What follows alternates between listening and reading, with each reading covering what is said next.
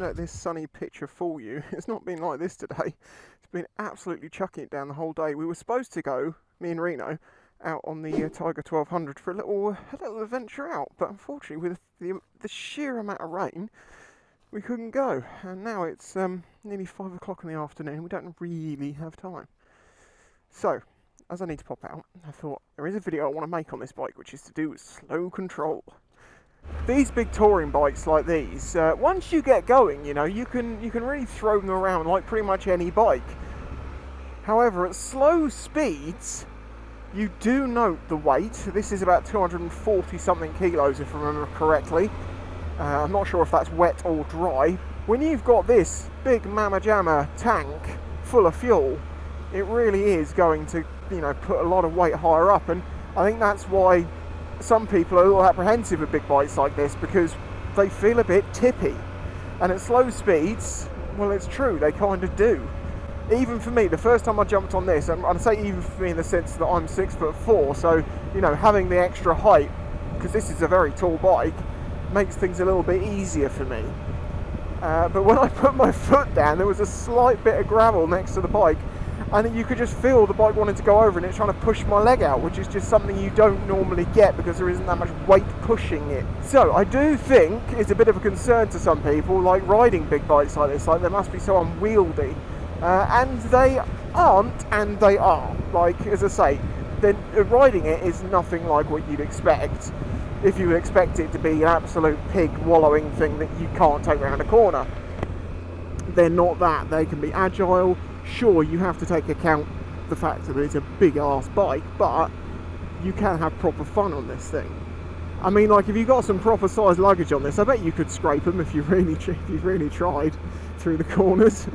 The thing I want to talk about in this video is the slow control side. Now, you see, my gripe with the GS 1200 when I rode it, and keep in mind this was like a 2018, was I found the clutch was a little bit jumpy. And there's a few owners who have watched my videos and said, yep, I completely agree with you, it is kind of like that. Others I think have said it's not a problem for them at all, so they've obviously got used to it entirely. For me, when I jumped on this bike, it was a little bit getting used to the clutch, because it's quite a sensitive clutch. I mean, obviously you don't use it much because this has got a quick shifter and an auto blipper, so the only thing you're using the clutch for is stopping and pulling away, and stopping is not an issue. So the only thing the clutch is really used to, well, that you notice much about it, is pulling away and slow control. I want to find out a few things, like if you let the clutch out on this bike entirely without any throttle, will it die or will it keep going? Some bikes are quite happy to sort of just trundle along, a little bit like an auto with your foot off the brake, you know, auto car. They will trundle along at just a few miles an hour happily without any throttle on. Come to a stop. And then just release the clutch and see if it's going to pull away on its own without dying. It can, as it turns out. So there you go, that is throttle off, clutch out. It's automatically keeping itself going. Now, I wouldn't suggest you do this for a lot, but that's handy when it comes to slow control. Okay, we need to do a U-turn. I've done it without these people here.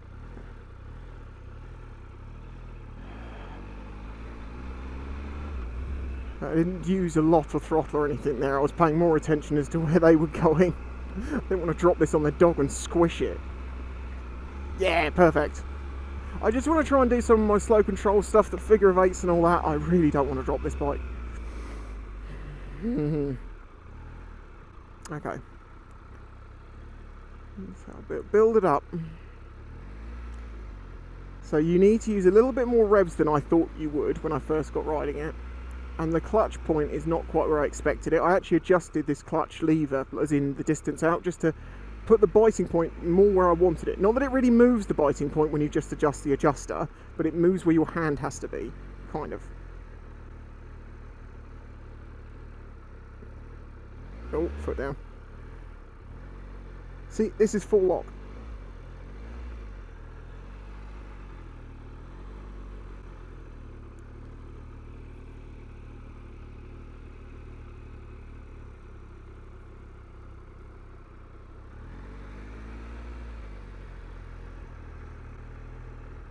See, slow control on these things is not very difficult.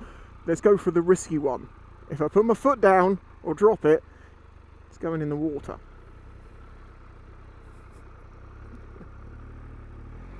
You see, with just a little bit of body balancing, some finesse and clutch control, throttle control, you can control these at very low speeds comfortably and not feel like it's about to fall over, is what I'm trying to get at here. When I was doing that, you might have noticed I was using my front brake for control. That's not the correct procedure in slow control. It's just something I do. If you're a new rider, do it the way your instructor tells you.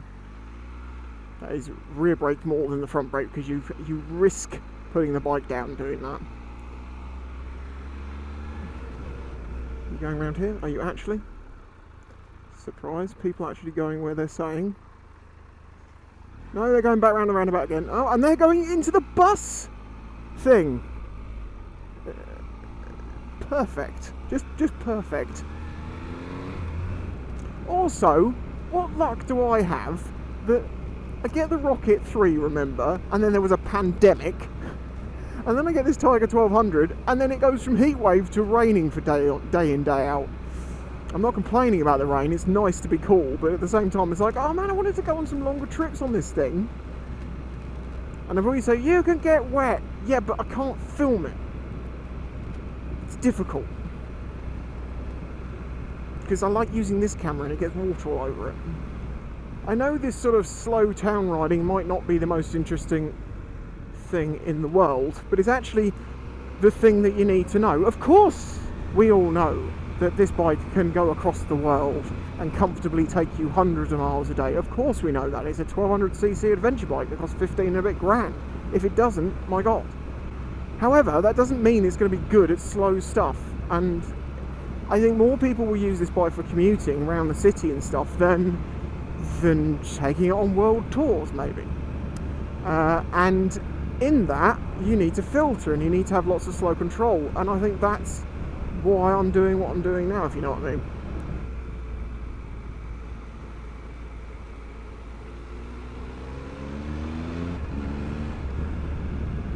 Okay, let's do a slow race, shall we? Okay,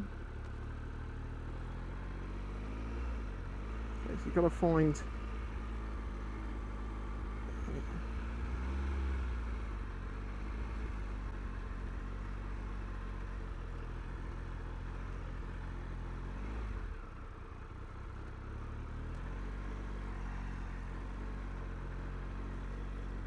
Why is it every time I go to do something slow, a person and a dog appears behind me?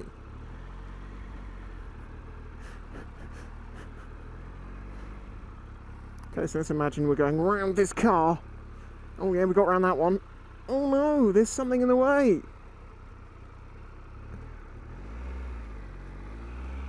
Now we changed our minds again, we need to go in here.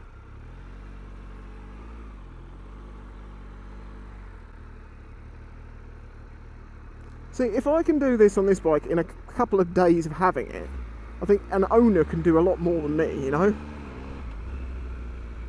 So as you can see, as long as you have confidence, it's not that difficult, really, to slow control these bikes. I would say this was easier than the GS 1200 of a couple of years ago that I rode, that had a bit of a jumpy clutch. They may have softened that out for the newer models. I don't know, I haven't ridden one yet. It's something I plan to do, though. The more I ride these sorts of adventure bikes, the more I feel like this could be the one bike for me. Because, you know, I've always said about how I kind of have two bikes because one's good at one thing and one is good at another thing. This kind of sits in the middle of that, but not this one, to be honest with you. Or any of the bigger ones, like the 1200s. For me, it would be more like a 900, something around that mark. I don't need such a big engine. I'm not going on such long possible tours, and I prefer a bit more use of the engine. Not that you can't use this engine because, well, it's nice and grunty, you know, you see me riding it through the country roads, you can use it. But I'm a little bit concerned to try the Tiger 900 because I might fall in love with it. So yes, that was by no means some Gymkhana style control and manoeuvrability test, but it is just basic slow control stuff.